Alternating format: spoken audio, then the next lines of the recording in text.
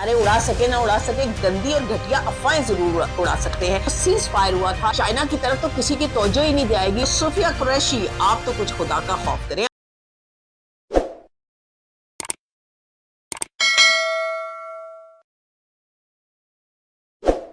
बिस्मिल्लाहिर्रहमानिर्रहीम। नाला नदीम और आप देख रहे हैं नाला नदीम ऑफिशियल। नाज़रीन कहते हैं कि कुत्ते की दुम को 100 साल भी सीधा करना चाहो तो वो सीधी नहीं होती, टेढ़ी की टेढ़ी रहती है। सेम कंडीशन विद गौरव वारिया। गौरव वारिया जो है वो कभी सीधा नहीं हो सकता। उसकी जबान पे ये अल्लाह ताला की तरफ से, बल्कि उसको तो कहना चाहिए भगवान की तरफ से ये लानत मिल चुकी है कि वो झूठ बोले बगैर नहीं रह सकता। वो ऐसा झूठा शख्स है जिसको खुदा का खौफ भी नहीं। आज वो ये कह रहा है कि ये जो सीज फायर हुआ था ये पाकिस्तानी जो है हमारे सफीर वो अमेरिका के जो नायब वजीर आजम है उनके कदमों में जाके गिर गए और जाके कहा जनाब बस हमारा सीज फायर करा दे, हम मर जाएंगे। और अमेरिका के ऊपर तो वो सरे आम झूठ बोल रहा है। वो कहता है कि जी अमेरिका ने कहा कि अगर सारी दुनिया यूं ही जंग में लगी रहेगी तो चाइना की तरफ तो किसी की तवज्जो ही नहीं जाएगी और चाइना जो है एक तरफ से सुपर पावर बनता चला जाएगा। क्यों ना सारे मुल्क दुनिया की जंगें बंद करवाई जाए और सबकी तवज्जो जो है वो चाइना की तरफ दिलवाई जाए।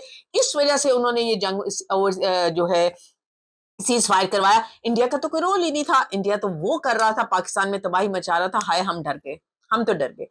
गौरव आर्या, कुछ भगवान का खौफ करो। चलो तुम्हें भगवान का खौफ नहीं है तो सूफिया कुरैशी, आप तो कुछ खुदा का खौफ करें। आप तो मुसलमान हैं, आप तो आखिरत पर यकीनन रखती होंगी कि आखिरत में पूछे जाना है। ये नौकरियां, ये सब कुछ यहीं पे रह जाना है। झूठ तो ना बोले। हाँ, जो कारकर्दगी है उसको जरूर पेश करें। अगर कुछ इंडिया की कारकर्दगी आपको कहीं पे नजर आती है तो जरूर पेश करें, मगर खुदारा इस 2 टकी नौकरी के लिए आप इतने झूठ ना बोल ले। आपके जबान को बल भी नहीं पड़ता और आपको आखिरत भी याद नहीं आती। उनको तो भगवान का खौफ नहीं, आप तो खुदा का खौफ करें। और सच बोले, आपकी डेमोन्स्ट्रेशन कल मैं देख रही थी जो आप लोगों को बता रही थी। आप कह रही थी कि इंडिया ने जो है वो पाकिस्तान की सबसे एंड पे चिकलाला एयरबेस भी खत्म कर दी। माय गॉड, नूर एयरबेस तो खत्म की चिकलाला भी खत्म कर दी। और पता नहीं कितनी 13 या 14 वो बता रही थी। अभी मैं आपको क्लिप्स भी उसके साथ दिखाती हूँ, बल्कि इनकी चीजें दिखाती तो आप खुद सोचेंगे कि माशाल्लाह दबा के झूठ बोलती हैं। और झूठ बोलने की इतनी स्पीड है कि शायद उनके जो राइफल तैयारे थे उसकी भी इतनी स्पीड नहीं होगी जितनी इंडिया के सहाफियों की स्पीड है झूठ बोलने की। ये कुछ और कर सके ना कर सके, तैयारे उड़ा सके ना उड़ा सके, गंदी और घटिया अफवाहें जरूर उड़ा सकते हैं। ये तो बात जहां तक चली सो चली। जो मोदी साहब है बेचारे, जिनकी एक तकरीर से, उनकी शक्ल से शिकस्त जो है वो सामने नजर आ रही थी कि हमारी बहनों बेटियों के माथे से सिंदूर हटाने का अंजाम क्या होता है। साथियों, ऑपरेशन सिंदूर ये सिर्फ नाम नहीं है, ये देश के कोटि कोटि लोगों की भावनाओं का प्रतिबिंब है। उन्होंने आके सवाए औरतों के संदूर की बातों के अलावा कोई बात नहीं की कि मैं वो संदूर लुटाना चाहता था। जो संदूर मेरी औरतों की मांग से लुट गया वो संदूर लुटाना चला था। संदूर लुटाने के चक्कर में उन्होंने आधा मुल्क की अपनी एयर बेसिस हमसे तबाह करवा ली, लेकिन वो संदूर ना लुटा सके।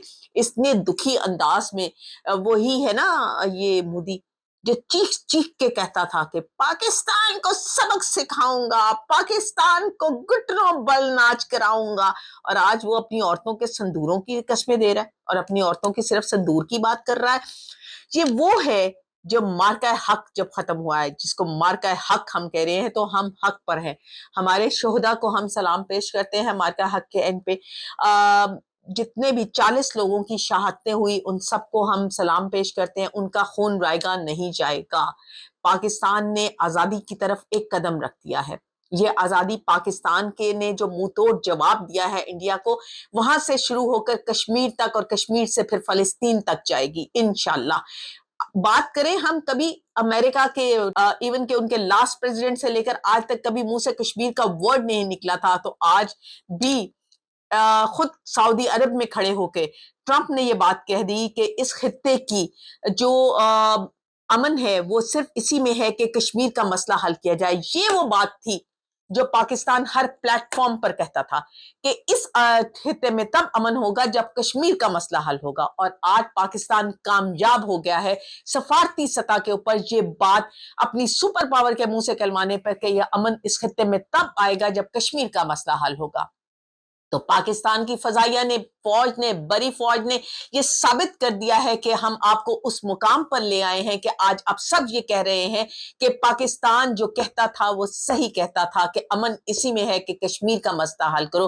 पाकिस्तान की शारग है कश्मीर, पाकिस्तान के लिए जन्नत है कश्मीर। अपनी जन्नत छोड़ी नहीं जाती और कहते हैं कि जन्नत न कभी किसी काफिर की हुई है न होगी।